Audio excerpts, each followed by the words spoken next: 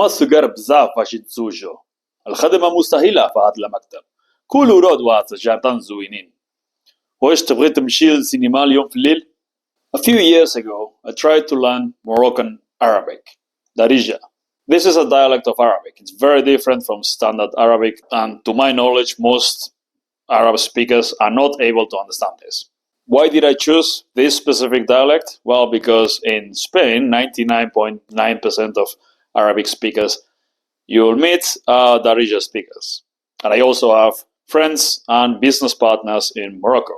I've been there before, so it made sense to learn Moroccan Arabic.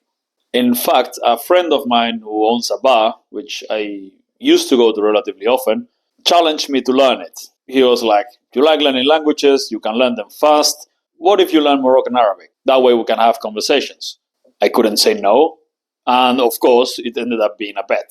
A bet that we really don't agree on who won, because he says I won and I say he won. Because according to him, I'm able to speak the language, and according to myself, I don't speak well at all.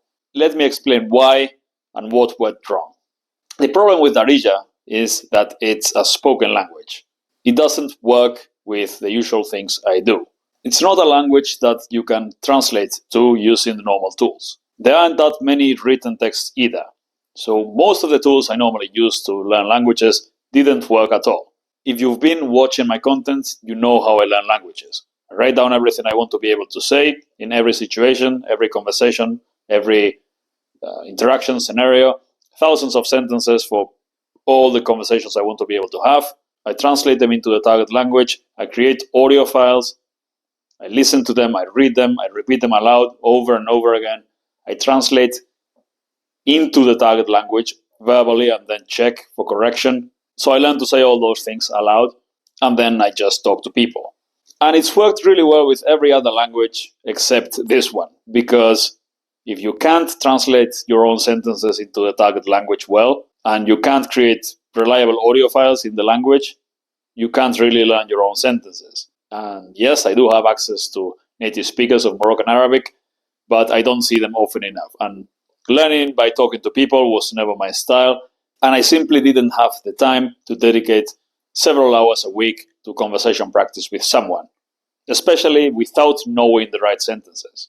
So in the end, I ended up using Glossica. Now, I did learn a lot of sentences with Glossica. If you don't know Glossica, it's basically a list of random sentences with translation and audio. Basically what I do for learning, except the sentences were random, and I do mean random, instead of my own sentences for my own conversations. So then you get the kind of sentences that I used in the beginning of the video. By the way, the subtitles were completely wrong there. I said things like, the weather's nice today. They're too young to get married. It's impossible to work in this office. Do you want to come to the cinema tomorrow with me? That kind of stuff, which has a place. Eventually, maybe you want to be able to say that to someone, but it's not the kind of thing that I normally say. So I mostly learned to say that kind of nonsense, which is pretty much useless in conversation.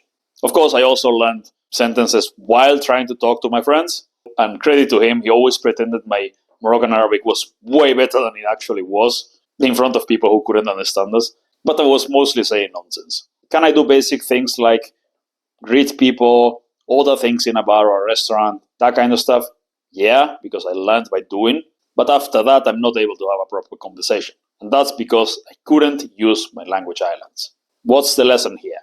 Focus on learning the sentences that you will have to use in conversation. Focus on learning what you want to be able to say. Everything else is a waste of time. You don't care about learning random stuff like the elephant eats the banana, or you're not a bear, that kind of nonsense you learn with Duolingo.